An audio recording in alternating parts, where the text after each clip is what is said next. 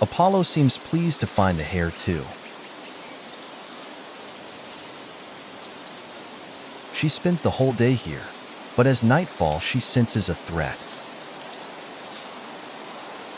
One of the tornios is back to take another look at the nest. The Kestrels came to defend a new home, lashing out of the towns, but she loses a foot in. Thankfully, she's undeterred by the ordeal. She even digs a nest scrape of her own.